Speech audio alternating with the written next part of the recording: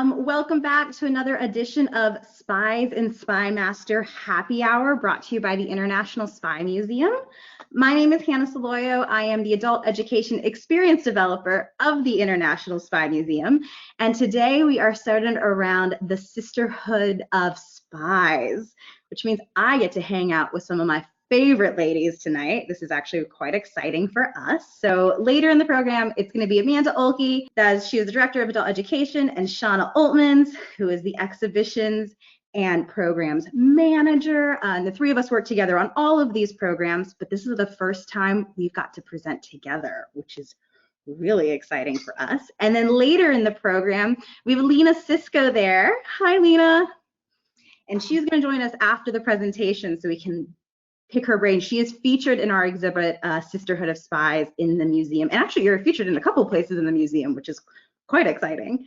But to get us in the mood tonight, we are first going to head over down to a bar in the Spy Museum neighborhood, Kaliwa, where Tamara, hey, how are you? Is mixing up a two lovers cocktail. So take it away. Tell us who you're dressed as. Tell us who you're dressed as. So I'm dressed as Josephine Baker, as you can see by my little swirly swirl. She's my favorite spy and one of my favorite entertainers. So I named my drink The Two Loves after her for her love of France and America. And I love old fashioned, so I kind of swung that one in the mix. So we're gonna do our old fashioned with our bullet rye whiskey. And I've already pre-poured everything at home for you. So we have 1.5 ounces of bullet rye. And then we're going to do some Cointreau. We're going to do 1/4 ounce of the Cointreau.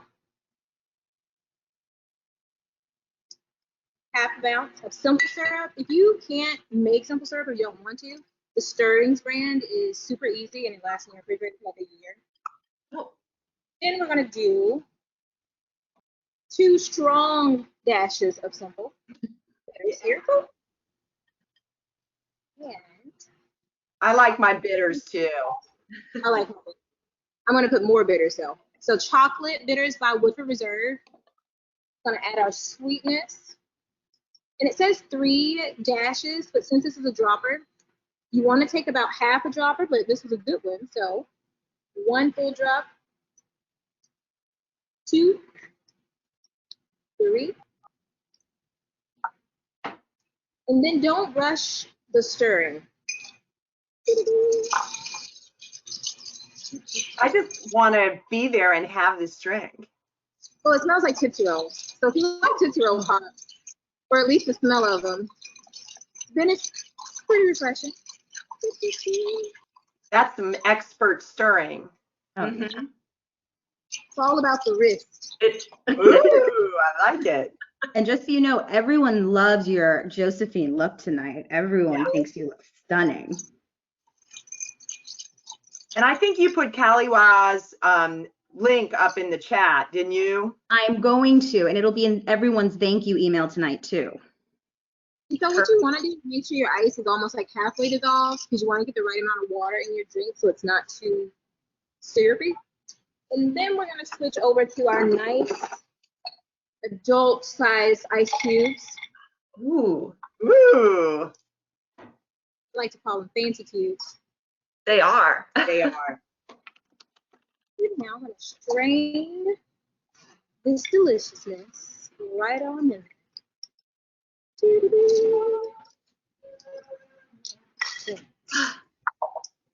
And true to fashion, we need our orange peel. Smells good. Oh, Smells amazing. We have our Two Loves Old Fashioned, which is a chocolate old fashioned.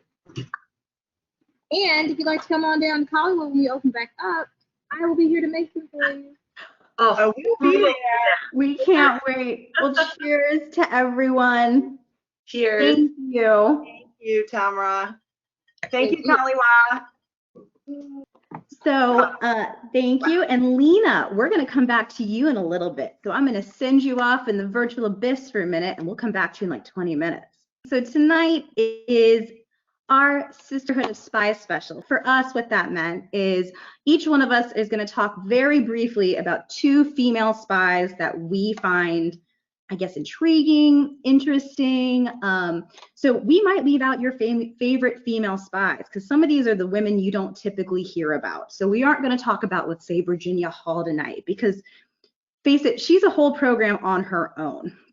So to get us started, we're going to go in chronological order, excuse me, which means I'm up first. And I have for you tonight Elizabeth Van Lew, also known as a Southern lady or a Yankee spy. And I put those in quotes because those are 2 labels that followed her around her entire life. They were not necessarily always good labels, because she is a lady from Richmond. And a stark abolitionist, and fought for the Union cause. So a lot of people, there's an entire book written about her, which I will drop in the chat, sitting right next to me, Southern Lady, Yankee Spy. And this whole book, like I said, is just full of wonderful stories. So I thought I would feature my favorite story from the book, is how she got Union prisoners out of jail, basically. If you were in the South and you were a Union soldier who had been captured near Richmond, you were taken to either Libby Prison or Castle Thunder Prison. Castle Thunder was not a great place to be. They would beat the soldiers regularly. It was a horrible place. And Wait, Elizabeth, it sounds like our office. Oh, it used to be, but now we're not even there. Oh, okay. just kidding, it's not. We have fun. Though I do think Castle Thunder is a wonderful name. Like, I love how things are named. That's my passion, is how things get their name. And I'm not quite sure how this one got its name. But Elizabeth used to actually be able to visit soldiers, and then they cut her off from that. So up front, she said her favorite role to play was a loyal Confederate lady, when actually behind the scenes, she was doing tons for the Union. So she was never able to enter the prison. So she kind of came up with different schemes so she could get to meet these Union soldiers. So one of them is she would influence surgeons at hospitals to be like, you know what, you got to check on some of those boys, take them to the hospitals. So once they got to the hospitals, she was able to visit them in the hospitals. And there's stories of how she would go from bed to bed of the men laying in blue. So the Union soldiers, unlike the gray suit soldiers, which had been the Confederate soldiers. And she would bring over custard in her special custard dish. Now, the special custard dish had a secret chamber in it where she would give them money, because they could use this money to bribe the guards to not beat them. She could pass messages on to them. And then she would get to know some of these soldiers. So one of the men who actually spoke about her later in his life is a man named Captain Lounsbury. And he actually was at Libby Prison. And he said the clerk there was terrifying. Every morning he would call out the name of the prisoners, and you never wanted to get on his bad side. What people didn't know is that this clerk was actually somewhat planted there by Elizabeth Van Lew. So she had planted this clerk, and one day this captain's name gets called to come to his office. He gets to the office, and he is somewhat told to look under the desk, and under the desk is a Confederate soldier uniform. He immediately puts it on. He walks right out of the prison. As he crosses the street, a man walks up to him and he says, "Come with me." And he takes him to a place, her mansion on Church Hill. So her mansion on Church Hill became known as like the Richmond Underground. It was used primarily to sneak Union soldiers out. So that is her secret attic room. One of her nieces talks about in this wonderful book from the papers and interviews with her, how one time she went up there to see her aunt, and a man's head popped up and went shh, because he didn't want to like cause any problems for this young girl who's like 8 at the time. So she sneaks him out. They go into the attic, and several Union soldiers go on the record of saying she is the reason they snuck out of Richmond. Then later in her life, she kind of has this myth of being crazy. There's this label for her, Crazy Van Lew. And I think a lot of that stories in this book, it really lays out beautifully that there was an article in 1911. She passed away in 1900 that talks about Crazy Van Lew, because these stories of her wearing rags around Richmond and kind of taking on these weird personas. But a lot of that was just, in my opinion, and just trying to not be Elizabeth Van Lew and gather intelligence, because she would go from place to place, listening, always paying attention to what she was seeing. So that is not true. That is not a label she should have. That is not a thing. So When she passes away, this is her burial in Richmond. It was actually purchased by her friends in Boston. And the inscription on it says, "She risked everything that is dear to a man, friends, fortune, comfort, health, life itself, all for one absorbing desire of her heart, that slavery must be abolished and the Union preserved." So I think it's a lovely tribute to a woman who truly fought for her cause. But if you look up her, there's a lot of myths that surround her. And another one is another spy, potential spy, and her spy ring. Oops. Oh, I think I spoiled it. This was supposed to be an animation. Oops. And a woman named Mary Jane Richard, or Mary Bowser. Now, this is a woman who was born enslaved to her family. Elizabeth, upon her, after her father passed away, immediately freed all of her family's slaves. And actually, this woman was sent to the north to be educated, ended up in Liberia at some point in a missionary, and then came back. However, we're not quite sure if they're the same woman or different women. There is a rumor, if you look on the internet anywhere and read articles about her, that she was a spy planted in the Confederate White House by Elizabeth Van Lew. That has never been confirmed. That is from an article, that same article in 1911, as well as family lore. Also, when you get on the internet, you'll see this photo of claiming to be Mary Bowser or Mary Jane Richard. This is not her. Every website, I've seen tons of websites with this.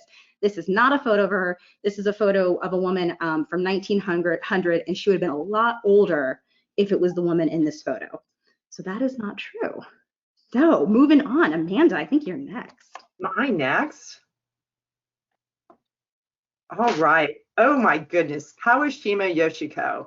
I am not going to do this wild story justice, but I'm going to give you a quick overview of her life. She was born in 1907 in China. She was a Manchu princess. Her dad was a prince. Her mom was a concubine of no great note. She's like one of 38 children. I believe she was 14th. So her dad, when their dynasty fell from power, and her dad was looking for favors, he had no problem giving her to a Japanese colleague of his to be adopted, Naniniwa Kawashima, and he renamed her Kawashima Yoshiko and raised her in Japan from the age of 8. And she's like scandalizing everyone because she rides horses like a Manchu princess.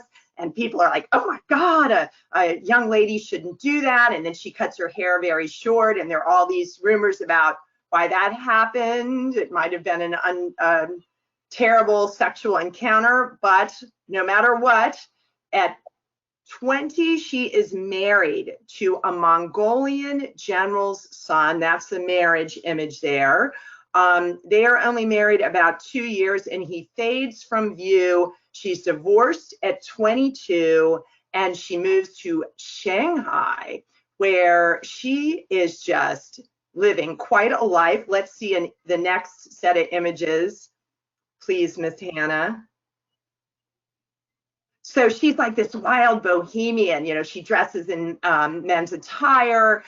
She has lovers purportedly of both sexes, but she gets really involved with a Japanese intelligence officer, Mr. Tanaka.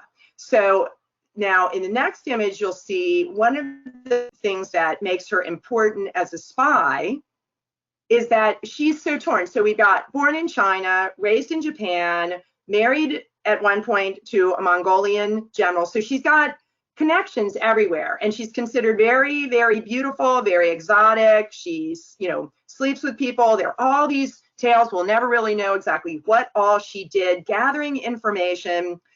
She's mainly supporting Japanese interests, but she's a member of this Chinese royalty and then connected to the Mongolians. So this puts her in a really interesting position, and it's through her interest in the Manchu people that when Japan creates the puppet state of Manchukuo, and forgive me on all of my probably terrible pronunciations, get a load of the next set of images. So she becomes Commander Jin. So she starts leading a force of former bandits, 3,000 to 5,000 of these bandits. She is their leader, and they are attacking anti-Japanese guerrilla efforts in Manchukuo. And so she does this from about 1932 to 1938, but she's no longer, she's got so much prominence. She's Commander Jin, and if you will look at the next image, she's, now she's not just a Cafe Society person, but she is a broadcaster now. And can I tell you all something really sad about coronavirus? When I look at this picture, all I can see is a roll of toilet paper and what I'm sure is a microphone there in the image. And I know that's because of the coronavirus, and it's making me insane. So forgive me, I had to share that with you all. So she's broadcasting. So she's become this incredibly known person. She's a commander. She's, sharing Japanese propaganda, backing this puppet state. But then, of course, with the advent of World War II and then the Japanese loss, they withdraw from China, and she has to try to disappear into nothing. She can't be a spy anymore. She's kind of burnt all these many bridges she has. And then in the last image, sadly, she disappears and then is arrested in what was then Peking in 1945 and she's arrested for being a traitor, anti-Chinese, and she is executed in 1948. And then her body is put on public display so everyone can see what happens to traitors of China. So not a happy end for this very glamorous, reckless, domineering, they say, but quite chic. I should have dressed as her tonight. But You should have. Yeah, she's beautiful. All right. And so Tamara from Kaliwa was dressed as Josephine Baker. So I am going to be talking about Josephine Baker, who many people know her as the singer, this dancer, but she was a spy. And she worked for the French liberation during World War II. She collected and passed intelligence, raised money, rallied support, and performed for the troops throughout the war. But Josephine Baker was born in St. Louis, Missouri, and ended up moving to France in 1925 when she's just 19 years old to pursue her career on the stage. She quickly became a global phenomenon, performing all around the world. And when World War II breaks out, she is recruited by French intelligence to pass along information. And it was her fame and celebrity which kind of drew them in a little bit, and her deep love for France. But with her fame and celebrity, she can move around these countries more easily. She also gets these invites to these parties at these embassies where she actually meets and interacts with these top German, Italian, Japanese officials. And so she'll take notes on these meetings and pass that information along. And you'll see on the next slide how she actually passed this information along. She would use her sheet music.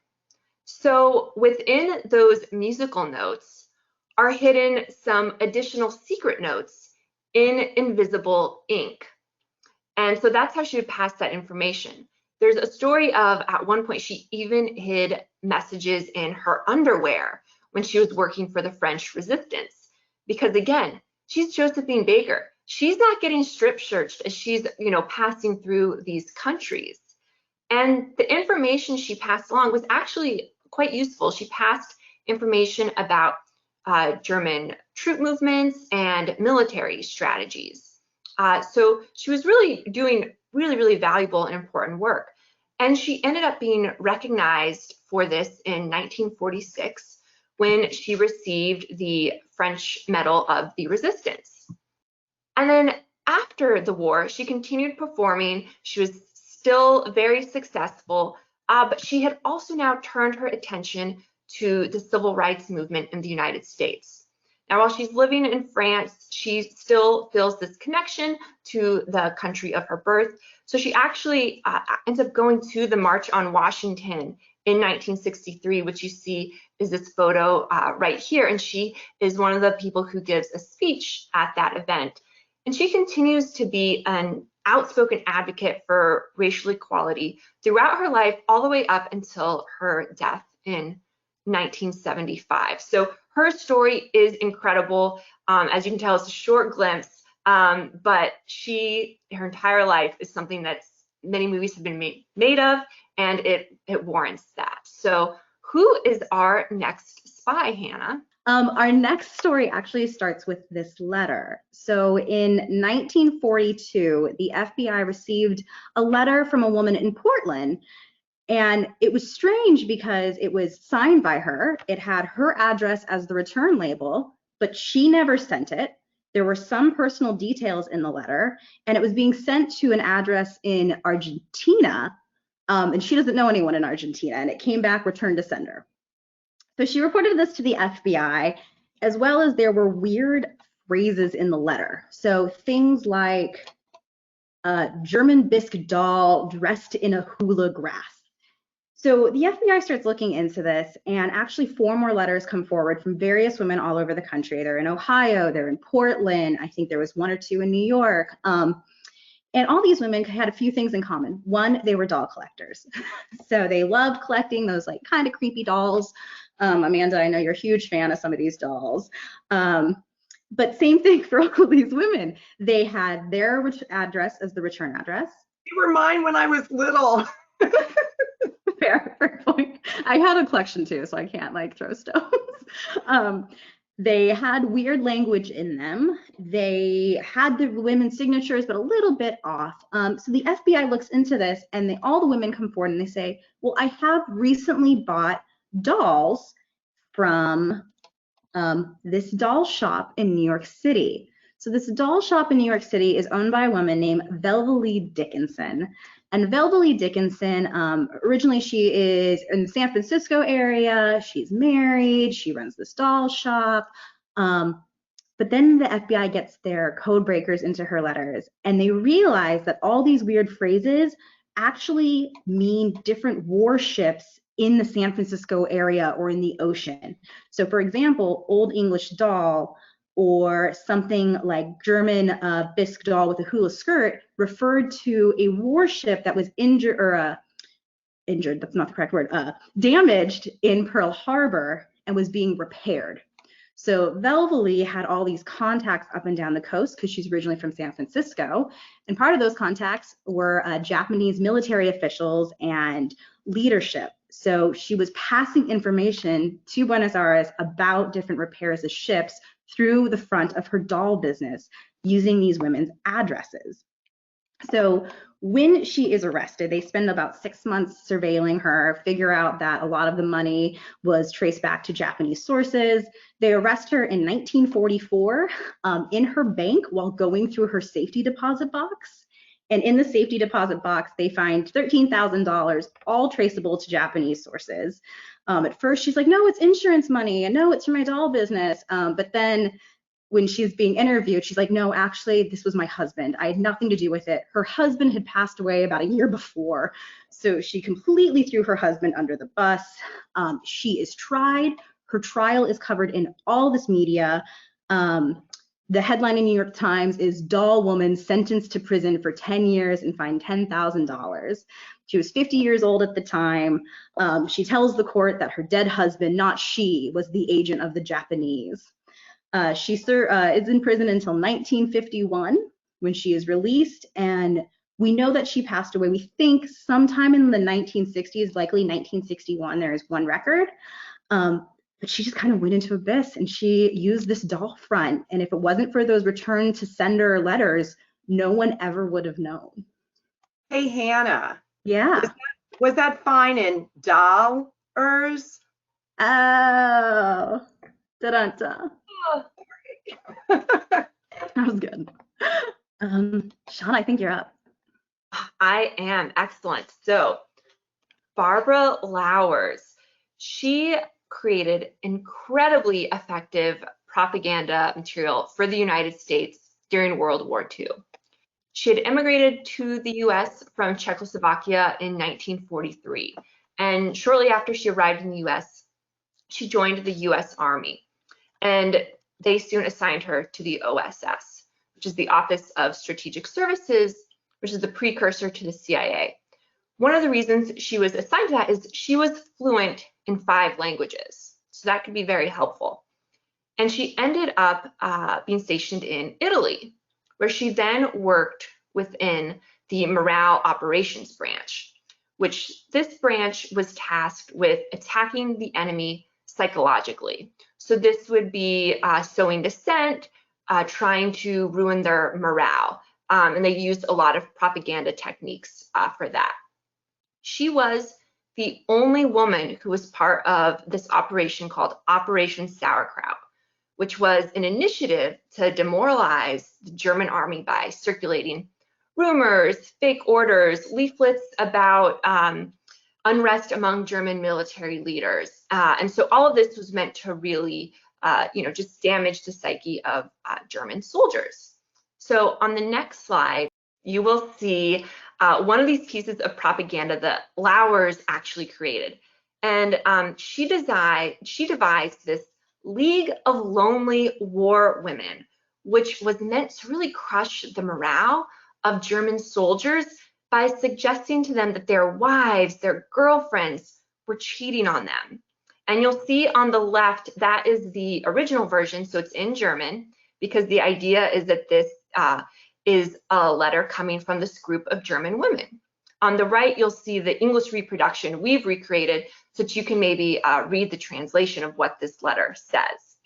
And basically, this leaflet here instructed German soldiers who were on leave to cut out the symbol that's on that bottom left, display it when they're at common places like a bar or a restaurant, and then a member of this league would come and offer the soldier comfort and companionship. And as the leaflet says, quote, "With all those foreigners around us, we would like once more to press a real German youth to our bosom.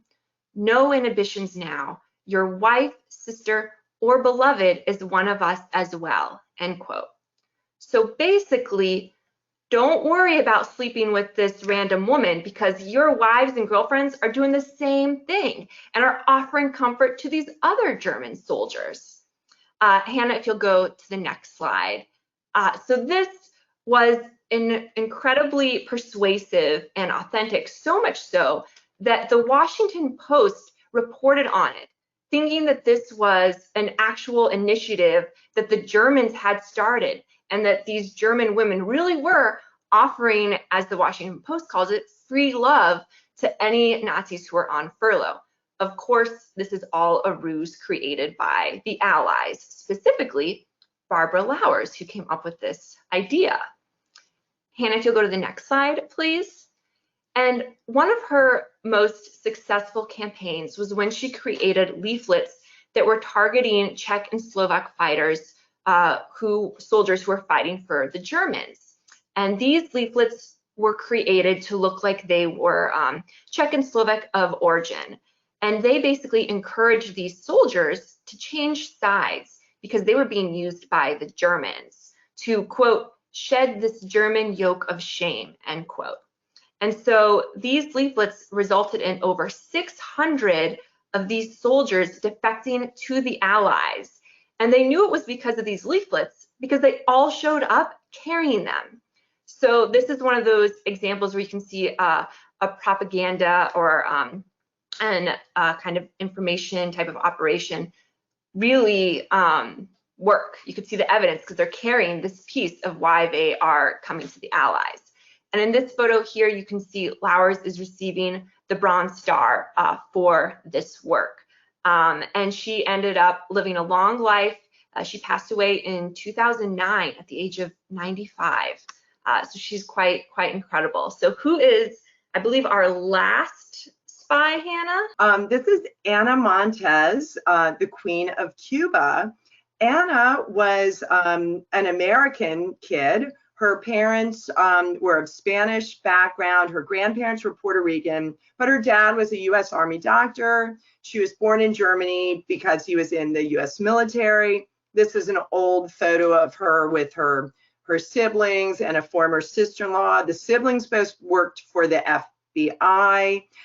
So just a regular, real smart American woman who is really passionate about Latin American causes and movements. And when she is getting her master's at Johns Hopkins, she gets recruited by Cuban intelligence. And this is Cuba playing a really long game. They found this attractive candidate for espionage. They recruited her, and then what they wanted was for her to get a job at the Defense Intelligence Agency. And that is exactly what she does in 1985. So she is a fantastic analyst. She is, a rock solid member of her department, the DIA. This is her getting a certificate of distinction from George Tenet. And the only problem with her 16 years of service at the DIA was that she was a Cuban spy. So let's look down at the next image.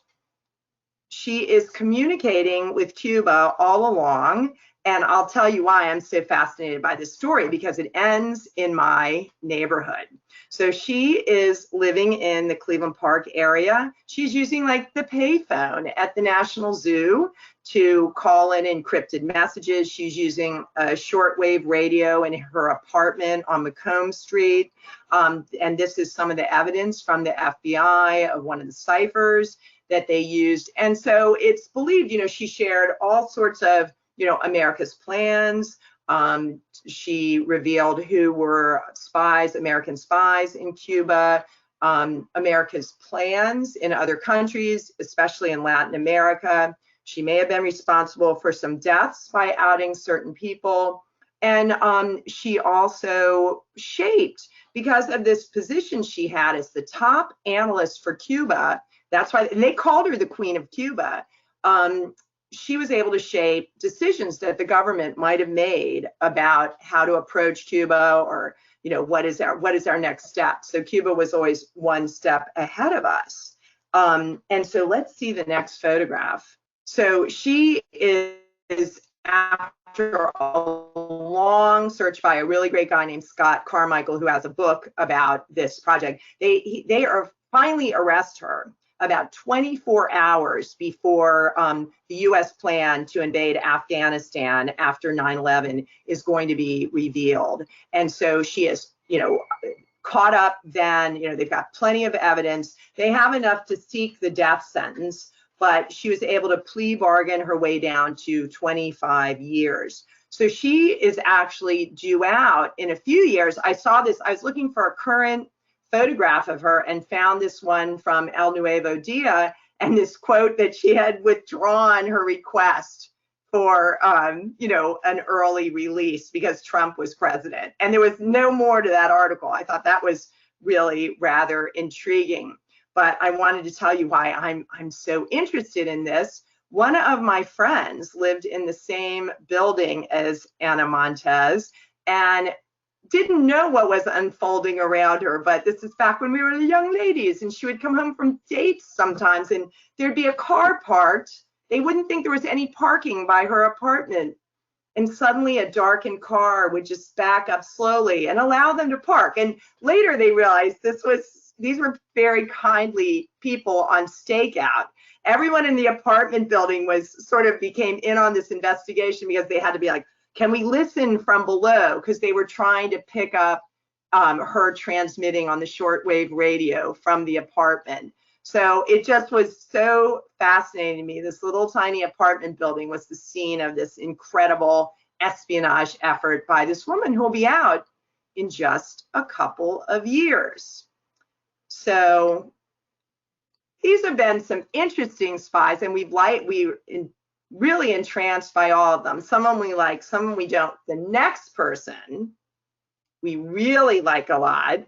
You caught a glimpse of her at the beginning. Lena Sisco has been really involved with us. She's done some super cool programs about reading body language using her military interrogation skills in a gentler way in your private life. She is a certified military interrogator.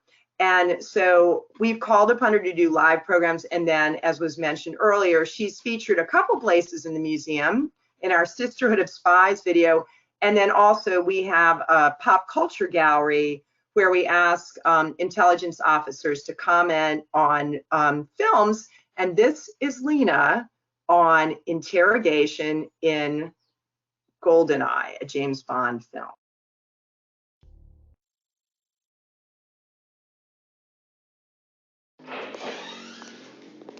The interrogation scene in GoldenEye is pretty legitimate to what a real interrogation is about.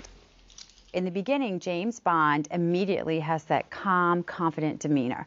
Confidence attracts trust from people. If people trust you, they want to talk to you and tell you information. If they don't trust you, you're not going to get truthful information. Listen, I'm on your side. I'm here to help you. I don't know anything. I don't believe you. I don't care what you believe. Look, they might be back for us any minute. You either take your chances with me or your fellow countrymen who killed everyone at Serenaya. So he automatically sets the ground as saying, hey, I'm here to help you, and I'm confident you can trust me. Who are you? I work for the British government. And the more you tell me, the more I can help you. But I don't know anything. Then let's start with what you do know. He gave the perfect interrogator response, and she immediately just broke down her guard and said, you know what, I probably can trust him, and started spilling the beans and giving him information. Yay, yay. Thank you for joining us so much tonight. And I'm going to kick off the first question because it basically gets to the heart of this subject. What in the world was it like for someone, anyone, but especially someone like you, to interrogate members of Al-Qaeda and the Taliban shortly after 9/11? And you did that at Guantanamo. So please tell us. Yeah. So I get that question all the time, and I tell people, because I know it's hard to believe, that I had a huge advantage because I didn't have to play that one-up bravado game. And whenever I entered into the interrogation room, the detainees were more concerned about who I was and what I was doing there, instead of feeling that I have to fight you or I have to, kind of stand my ground. So there was never any of that. I would walk in and they were more inquisitive as to who I was. So it allowed me to really build rapport on that human to human level, which allowed me to gain their trust and a lot of information that answered intelligence requirements. So I had a huge advantage. All right, I've got a question for you. Just because we talk about you being this expert with body language, can you talk about, do you have any body language or detecting deception tips that you could give us that we could apply in our own lives? So I just shared 4 or 5 last night about midnight to someone at the Spy Museum, because it may go into Cosmopolitan magazines. But I tell you, top 2, okay, top 2 is if you ask a person a yes or no question. A truthful person has no issue just answering yes or no, right? They're committed to it. But a liar doesn't like to commit to a yes or a no because of the guilt and the shame and the anxiety that comes with lying. We don't like to feel that way. So if you guys can remember way back when with Anthony Weiner, when he was asked about numerous interviews, where he was asked, well, who sent the tweet, right? Anthony, did you send that tweet? All Anthony Weiner had to do was say no, but he couldn't do it. And this was weeks of interviews. Not once could he ever say no. So I always look at that. It's a person's ability to commit to a yes and no. And then if they try to embellish it, because liars not only feel they have to convince other people of the lie, but they have to convince themselves. And so sometimes I'm going to hear convincing language. So in place of yes, I may hear absolutely all the time. And in place of no, I may hear never. Now you have to use that one with a grain of salt because my pet word is never. I use it all the time, so that one wouldn't work for me. But it's really sticking to whether or not a person can answer yes and no. And my second one is being congruent. So now we're looking at the body language, right? We have behavioral congruency and behavioral incongruency. So if I'm answering a question saying yes and no, my body should be answering yes and no as well. So if I'm saying absolutely 100%, what am I doing with my head? I'm shaking it no. So they don't match up. My nonverbal language and my verbal language has to be in sync. If I tell you, you know what, I love being a guest at the Spy Museum, and I'm shrugging my shoulders, that just means I'm doubting what I'm saying. Now, if I tell you I have no idea what I want to eat for dinner tonight, that matches. But if I'm making a definitive statement and you see a shoulder shrug, that's not in sync. Something is wrong and you have to dig a little deeper. See, I have a question for you. So I'm curious, like, how has being a woman helped you in your intelligence career and work, and how has it affected your work in intelligence? So it's no surprise or a joke that men and women communicate and think differently. I mean, it's scientifically proven, it's just what it is. And I came into the intelligence arena or world at a time when they were embracing females because they realized that we had this unique capability that could be used to enhance intel collection. So there is research that proves women not only pick up on levels of emotion from other people, but we can express them without a problem. And our brains are wired to multitask all the time. So if we're taking in all this information, we can build better rapport with anybody because of that emotional connection, and we can multitask. It's just something that our brains normally do. And so I think those two advantages, and there's a bunch more, really help in collecting intelligence information, especially when it comes to human. Because I mean, you're with another human being, and you have to get that rapport, gain their trust to gain information. Very cool. Now, I know we've talked about this before, but have you seen a change in the way women in intelligence have been treated or have worked over the course of your career? Absolutely. When I came in, I was asked to join the special program for IPW, Interrogation Prisoners of War. And up until that date, no females were doing interrogations on the military side, and especially for the Marine Corps. There were no female interrogators. We were the first class. So, and that was back in 1999. We had 5 females graduating that class. So first time ever, they allowed females to be trained by them, and we had 5 graduating. So I was one of the first 6 females because we had another female that she graduated with the Marine Corps prior to us and became another instructor for us. So there were 6 altogether, and that was only in 1999, so it wasn't that long ago. Nowadays, I train special forces and I've trained the military, and it's a 50-50 mix. So I think, yeah, it's making great headway. And this is probably gonna be the last question before we start bringing up, we've got a lot of questions coming in from the audience, but do you have any women who were your role models when you entered the field, or do you have any leaders in general who really inspired you? So I always struggle with this question because I don't have one particular person. And when I came into the intelligence community, there were no females, especially in my line of work. There were definitely no females in interrogation, some in humans.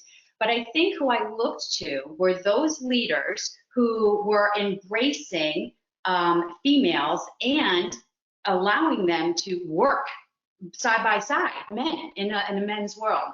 And so when I watched how they interacted with both men and women, those are the people that I wanted to emulate. Those are the people when I saw, wow, there is no separation, there's no division. They're treating men and women equally the same and respecting the results equally. And so those are the leaders, and I have a few that I can name off, but I can't name them, that I would look at and say, you know, I want to be like these people. Thank you, Lena. And like Shauna said, we have so many questions coming in, both about the program and for Lena. But one for you, Lena, because I feel like this ties very well together. is who is your favorite female spy? Oh, so I'm going to give you one. You may remember her, Julia Child. So as a little girl, I grew up with Julia Child on the TV in the kitchen, and I remember her being this larger than life, spirited, possibly tipsy woman just cooking away. And she was a riot. She would bump into things and spill things and she didn't care. And so I was like, I have to find out more about this person. Come to find out, she grew up in Pasadena, California, and it was at a time before World War II, and she didn't want to be, and there's an interview, she didn't want to be a sales clerk at Saks or Lord & Taylor. She's like, no, I want something more than that. And she wanted to publish works, little literary works. So she tried to enlist in the Army after World War II broke out, and they wouldn't accept her because she was too tall, because she's 6'4". That's pretty tall. So then she said, everyone around me is in the Army, the Navy, or they're in DC. I'm going to DC. And she joined the OSS, which is now CIA. And so like myself, I grew up in Rhode Island. I love Rhode Island. I can't wait to move back home. But the industry there didn't fit my profession. I couldn't find any work, and I knew I couldn't stay there. And I wanted to go travel the world and see everything. And then I found myself in DC working for the Office of Naval Intelligence. So it was completely unplanned. And then, she moves to Paris and she starts this whole career blazing trails, because women didn't do this back then. She published books, she created her own TV show, and there she is, right? And for females to do that back then was unheard of. And we also both love wine and food. Fair. Yeah, right. Oh, and one more thing about Julia Child. I don't know if you know this, but she cooked up a recipe for the OSS to create a shark repellent to protect the explosives that were aimed for German U-boats. And apparently, I read that shark repellent that she concocted is still used today. We do love that, and I think we make a mention of that. Harkening back to the film, Lena, people say that was a film clip. Could you really, do people actually agree to trust someone during an interrogation? Yes, I got a lot of detainees to trust me. I was even invited back to meet the family in Pakistan and in Afghanistan. I didn't accept the offers, but I was invited. And, again, it's all about human interaction.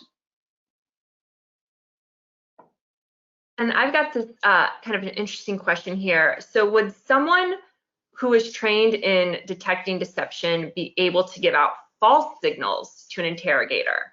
And is that something that you are looking out for? How would you look out for that? So I can teach you how to be a really good liar, but you're still going to pop. Like, you're still going to give off indicators because it's just inherent. Here's what happens. If you're the type of person that gets anxious when they lie, you're going to release your stress response system, and all this physiological stuff's going to happen in your body, and you can't control that. And that's what I'm going to see. I'm going to see all those indicators. Also, people are so concerned that body language is the #1 thing to detect deception, but we forget to listen to words. I tell people words will give your lie away every single time. And so when people think that body language is what everybody focuses on, they control it, but they forget to control their words. And that's what I pay attention to. So even though you may be a great liar, and I consider myself a professional liar, we still have indicators that we just can't control. Interesting. So even you will be giving away. I know one of my major indicators, which I will not be sharing in this talk. I know it. Awesome. Thank you. Let's see here. Someone wants to know if you'll interrogate their kid. That's kind of adorable. Yeah, You'd win. I give them tips, yes. See, this is kind of an interesting question. I'm going to kind of go pop culture here. Did shows like Alias and other, I'm going to say other shows and well, because a couple of people asked this, influence opportunities available to female members of the intelligence community, or did they hurt it? That is a good question. I don't know the answer to that. I don't know if there is an answer, but yeah, because I think it's about perception, And some people may perceive that it benefited, and some people may perceive that it didn't. So good question. I just don't have an answer. Someone wants to know, do you use suggestive questions to interrogate, kind of putting people on a path, or how do you handle that? No. I train all law enforcement in interviewing and interrogation skills, and questions are critical. Keep them simple, keep them open-ended and concise. Do not use leading questions, because it's only leading you to an answer you want to hear, and that's going to get you false information. So if you want the truth, tighten up your questions. They should start with an interrogative: who, what, where, when, why, or how. They should be very clear and concise. Okay, and then this is just a great kind of overall question. How did you learn to analyze body language? What's the training for that? On the job, because I had a 1-hour class that was called EPW, which is Enemy Persons of War Psychology. That's all I had before I went to Gitmo. So all of my, and I still interrogate today. I help out with law enforcement cases, cold cases. I did a TV show for 3 years. So I'm still actively interviewing, but I will tell you what made me good is that experience, that real world experience. Excellent. So learning on the job. And I am trying to catch up. I am way behind my colleagues. Oh, here we go. I think this one's come through actually by a few people. Lena, what did you do to become one of the first females selected for that program? Were you selected individually? Did you have to apply? I didn't do anything. So I had just joined the unit at ONI, Office of Naval Intelligence, and it was at the War College in Newport. And I was young, I was spirited, I was an extrovert, I was motivated, and I guess somebody picked up on that. And I was just asked by a commander at the time if I wanted to join this select program. And he said a bunch of Marines are coming to give a talk about it. So that Saturday afternoon, I went to an auditorium at the War College, and I sat and listened to these Marines, and I thought, oh my God, no, this is not what I'm going to do. This is not meant for me. I said, Commander, thank you so much for asking me. I feel very appreciative, but this is not the job for me. And I tell the story to people all the time, because that night I was so upset with myself because I just gave up a challenge. And I was like, I joined the military to challenge myself, and I just let one go. So Sunday morning, I marched back. I was a seaman, and I was running around the War College trying to find this commander, who I still keep in touch with today. And I'm always saying, if it wasn't for you, I would never be here. And I found him, and I said, sir, sign me up. Just sign me up. And he's like, well, we think you're going to be a great addition because, you're motivated and you're outgoing, and we think you're going to be awesome. But that was it. I didn't do anything. Ooh, I have a great question now. Are sociopaths better liars, and are their lies harder to detect? I get this question a lot with pathological liars and sociopaths. What I tell people is their brains are just working differently from ours. However, your brain still knows difference, and if you feel anxiety and you're realizing you're lying, you're still going to give off those indicators. So yes, you can still see them. You're probably more often going to hear them, though, in their words. Even if a person, quote unquote, believes their lie, they still know it's a lie. So when you lie and you're uncomfortable, you're still going to give off those subtle indicators of deception. So yes, you can still detect deception in pathological liars and sociopaths. It's just a lot harder. Interesting. This is a fun question. I don't know if you can answer it necessarily, but what's the most common personality among interrogators? Are you typically more extroverts, more introverts? Is it a mix? It is a mix. It is a mix. I will say that because I teach Myers-Briggs type indicator, the ISTJ, which is introvert, sensor, thinker, judger, those are the most common personality in the intelligence community. But as humaniters or interrogators, there is none. And both being an extrovert and an introvert are super beneficial, because introverts, very process oriented, can think before they speak. And extroverts, we're good at just winging it and being flexible and talking off the cuff. Awesome. I Thank you. see we're so close to the end. What's your number one piece of advice that you would give anyone trying to tell if someone's telling the truth? Don't be a mind reader, right? Don't go in with assumptions and expectations.